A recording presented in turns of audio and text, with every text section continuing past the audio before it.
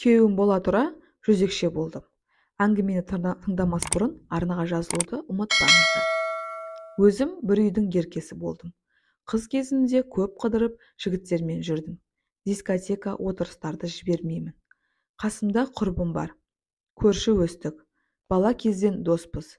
Екеуміз қайда жүрсек те біргеміз. Ол бірақ маған қарағанда ұсқынсыздау, жігітпен жүрмейтін. Сондай қыз болды. Сөйтіп, шағын ауыл болса да жүріп біраз нәрсені көріп қалдым. Ішу, шегу, жігітпен жату деген жоқ бірақ. Мектепте алдыңғы қатарлы қыз болдым. Жоғары кластың жігіттері мені ұнатып, соңымнан қалмайтын еді. Бірнешеуімен мектеп бітіргенше жүріп те шықтым. Сосын қалаға кеттім. Әлгі құрбыммен бір үйде жалдап тұрдық. Осылай жалғаса берді. Қалада да. Бір күні намаз оқитын жігітке тап болдым. Ол жігіт мені ұнатып қалып, сонымен жүріп кеттім. Көп нәрсені үйретті, түзу жолға салды. Бір жыл жүріп қосылып қойдық. Екеуміз үйленетінімізді сенімді болдық. Намаз оқитын болғасын, мен де оған қатты сендім. Оның бір жақын досы бар еді. Ол үйленген, балалары бар. Сол жігіт өртте қатты күйіп қалып қайтыс болды.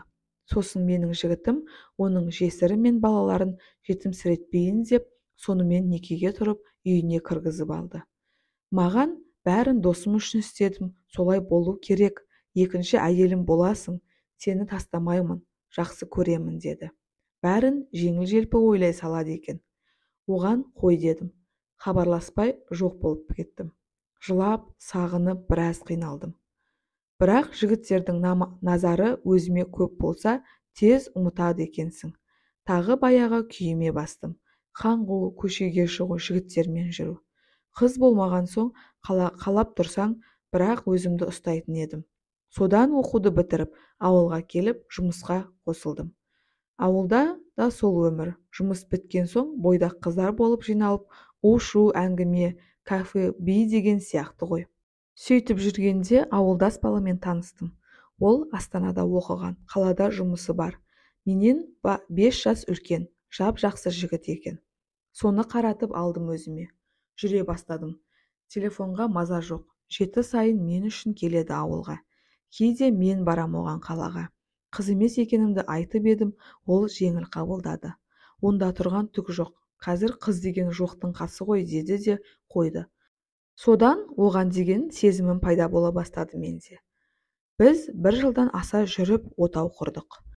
Ол болса қалада, мен ауылда ата-ененің қасында. Қасына шақырмайды, өйткені үйіміз жоқ қалада. Өзі біреудің үйінен бөлме жалдап тұрады.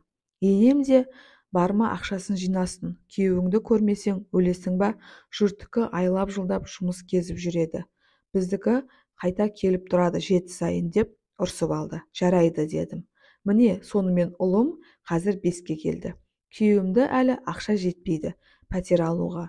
Жалдайық десем жынданады. Отыр, су шықты ма деп айқайға басады. Амал жоқ, отырмын. Бұрындары аптасына келетін еді, қазір өзі біледі. Айына бір келеді. Кейде 2 айда бір келеді. Мен де ұлымды ертіп барып тұрам анда-санда. О баста сағынып, іздеп күтетін едім, қазір ондай жоқ. Түк сезінбеймін оған. Жақсы көрмейтінімді біліп жүрмін. Кәдімгідей алыспын, суып қалғанмын. Көргенде жай ғана амандасып қоямыз. Төсекте де алыспыз. Оның басқасы бар екенін сенімдімін. Ажырасып кеткім-ақ келеді, бірақ ұлым үшін әзірше шыдап жүрмін. Өзім жұмыс жасаймын. Өзіме жетеді тапқаным. Жолдасым дым бермейді. Жинап жатырмын, депозитке салып жатырмын дейді. Қазір тіпті сұрамаймын, өзі білсін. Отбасы сияқты емеспіз. Мен әшейін ұлымның мамасымын. Болды, ата-енеме қызмет қылам бірақ. Бұрынғы достарыма қайта қосылдым. Баяғыдай күнде емес, мейрамдарда, демалыстарда бір шығып серігіп тұрам. Жұмыстан ерте шықсам, солармен жүріп қалам біраз. Өзімнің бұрынғы бірге өскен құрбым әлі тұрмысқа шыққан жоқ. Сонымен күштіміз әлі. Ол әп-әдемі болып кеткен қазірде. Мен шаңына татымай қалдым. Мен жігіті бар екен. Сонымен таныстырды. Жігіті деп әп-әдемі. Бірақ отырыста сол жігіттің жолдастарымен бірге отырдық. Ішінде біреуі ұнап қалды. Оған да мен ұнаппын. Звондап жүрді, үйге әкеліп тастап жүрді. Бірақ күйеуім бар десем, дым да қылмайды дейтін. Мен де жындымын, сонымен кездесіп жүргендей болдым. Ол отбасылы екен, онымен болып қойдым. Үйге дым болмағандай келдім. Біртүрлі екен. Ондайға да үйрендім. Әйелінен айыру ойымда жоқ. Тек анда-санда кездесіп көңілдес болу ғой. Бары сол ғана. Оның да мені ажырату деген ойы жоқ. Бәрі жасырын. Содан 8 наурыз күні қалаға күйеуіме баратын болдым. Демалысты соның қасында өткізем деп ойладым. Бірақ ол аяқ асты жұмысқа шығып, маған қайт деді. Ашуланып ауылға келдім. Жаңағы құрбыма бардым. Кешке кафеге шығамыз, мейрам ғой, біздің үйге қона кетерсің, бәрібір қалада деп ойлайды. Ата-енең дегесін келістім. Кафеге бардық, отырдық, іштік. Көңілдесімді күтіп едім, келмеді. Кафе жабылғасын бәріміз құрбымның жігітінің үйіне бардық. Сонда жалғастырдық.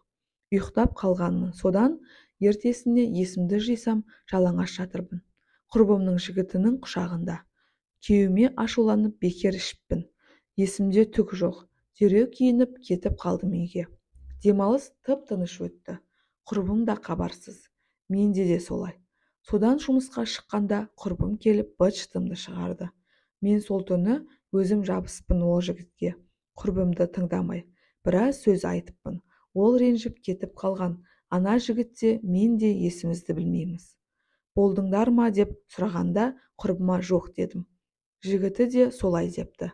Енді ол жігіт менің көңілдесіме бәрін айтқан. Екеуі бірігіп, мені мазақ қылып жүр. Неше түрлі SMS жібереді.